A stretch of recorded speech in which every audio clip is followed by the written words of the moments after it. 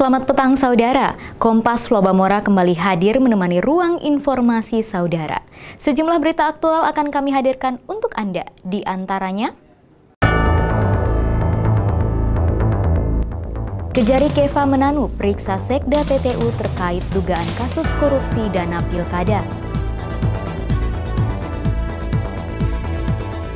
Kasus demam berdarah meningkat, pemerintah Kabupaten Sika tetapkan sebagai kejadian luar biasa. Potret buram pendidikan tentang guru honorer di wilayah pedalaman. Bersama saya Sinta Rindu, inilah Kompas Lobamora selengkapnya. Sekretaris Daerah Kabupaten Timor Tengah Utara Senin kemarin menjalani pemeriksaan di Kejaksaan Negeri Keva Menanu terkait kasus dugaan korupsi dana pilkada tahun 2010. Pemeriksaan ini guna mencari tahu mekanisme penetapan dana hibah untuk pilkada.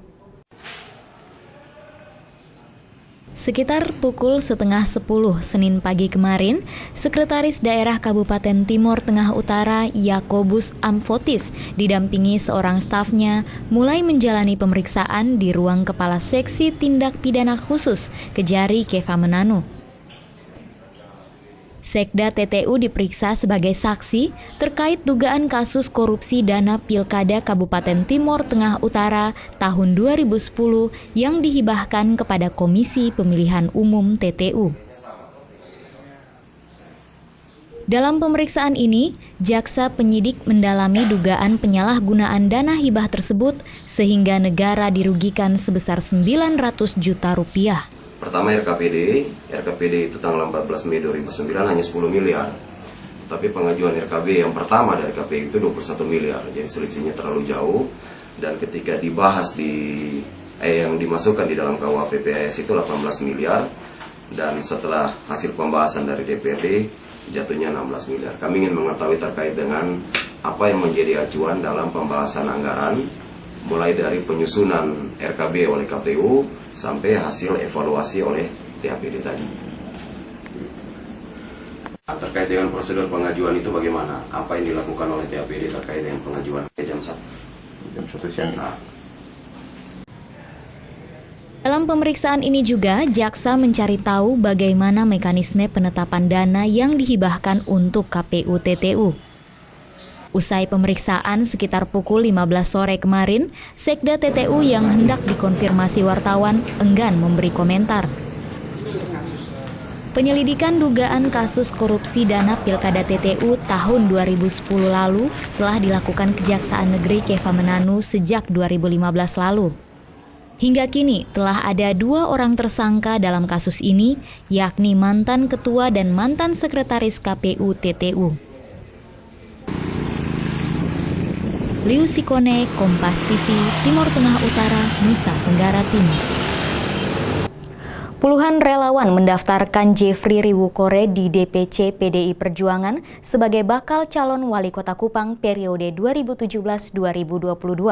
Hingga kini, DPC PDI Perjuangan Kota Kupang telah menerima berkas pendaftaran dari 3 kandidat bakal calon wali kota. Dengan berjalan kaki sejauh 500 meter, puluhan relawan Jericho atau Jeffrey Riwukore mendatangi sekretariat DPC PDI Perjuangan Kota Kupang di Kelurahan Kelapa Lima. Para relawan ini kemudian menemui panitia Deks Pilkada DPC PDI Perjuangan Kota Kupang dan mendaftarkan Jeffrey Riwukore sebagai salah satu kandidat bakal calon wali kota Kupang periode 2017-2022. Dalam pendaftaran ini, para relawan Jericho menyerahkan sejumlah berkas milik Jeffrey Riwukore sebagaimana yang diisyaratkan dalam aturan pendaftaran bakal calon wali kota. Panitia Deks Pilkada PDI Perjuangan Kota Kupang menyampaikan apresiasi kepada kandidat Jericho maupun para relawannya yang telah mempercayai PDI Perjuangan untuk mengusung yang bersangkutan dalam pilkada nanti. Kami selaku BP Pemilu Deks Pilkada Partai Demokrasi Indonesia Perjuangan memberikan apresiasi yang setinggi-tingginya kepada Pak Jeffrey melalui timnya bahwa hari ini partai kami masih dipercayakan oleh Pak Jeffrey untuk berkompetisi pada pemilu kada Kota Kupang periode 2017-2022. Guna memastikan Jeffrey Riwukore diusung, Panitia Deks Pilkada DPC PDI Perjuangan Kota Kupang selanjutnya akan memverifikasi seluruh berkas yang telah dimasukkan dan selanjutnya akan diumumkan. Sesuai informasi yang diperoleh, Jeffrey Riwukore yang merupakan anggota DPR RI rencananya akan berpasangan dengan Herman Usman yang saat ini menduduki jabatan Wakil Wali Kota Kupang untuk bertarung dalam pilkada nanti. Kalix Taus, Kompas TV, Kupang, Nusa Tenggara Timur. Pemadaman listrik yang dilakukan secara bergilir oleh PLN belakangan ini menyebabkan pelayanan masyarakat oleh Dinas Kependudukan dan Catatan Sipil Kota Kupang terhambat. Salah satu pelayanan yang sering terhambat akibat pemadaman listrik adalah pembuatan kartu tanda penduduk. Pemadaman listrik di Kota Kupang, Nusa Tenggara Timur yang terjadi setiap hari dalam 1 tahun terakhir ini membuat warga yang mengurus pembuatan dokumen kependudukan seperti kartu tanda penduduk dan kartu keluarga menjadi terhambat. Warga yang mengurus dokumen ini mengantri berjam-jam, bahkan hingga berhari-hari di kantor Dispenduk Capil Kota Kupang. Salah satu warga Kelurahan Alak mengaku dirinya sudah 3 hari terakhir harus bolak-balik dari rumah ke kantor Dispenduk ini guna mengurus KTP yang hingga kini kepengurusan KTP belum juga selesai karena terhambat pemadaman listrik. Padam ya berarti kita sudah bisa urus tadi pulang saya kosong atau nanti bawa ini macam kayak ini saya cukup 3 hari. Berlarut-larut pengurusan KTP sebagai dampak dari pemadaman listrik oleh PT PLN membuat pekerjaan Eslawin pun menjadi terhambat. Karena itu dirinya berharap pihak PLN segera menormalkan pembangkitan listrik guna mencegah pemadaman listrik. Yang kita lakukan itu cuma satu, yaitu kita bersurat ke PLN untuk minta kalau bisa khusus jalur yang berada di Pasir Panjang. Lebih khusus lagi mungkin khusus untuk dinas badan kantor yang memberikan pelayanan publik di wilayah Pasir Panjang seperti Dispenduk Capil Rumah Sakit Umum Daerah ini. Kalaupun ada jadwal pemadaman listrik, jangan pada jam kerja. Mungkin dilaksanakan itu pada jam-jam 6, jam 7 malam ke atas. Sehingga tidak mengganggu pelayanan Dispenduk Capil kepada warga masyarakat.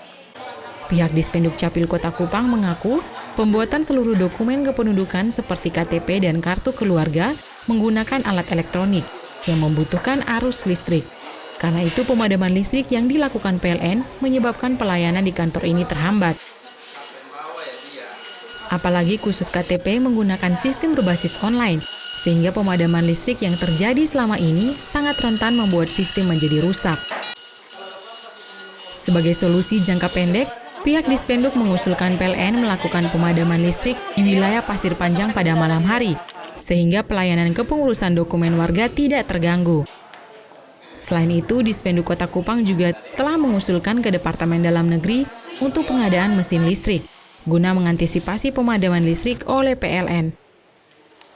Kalix Taus, Kompas TV, Kupang, Nusa Tenggara Timur.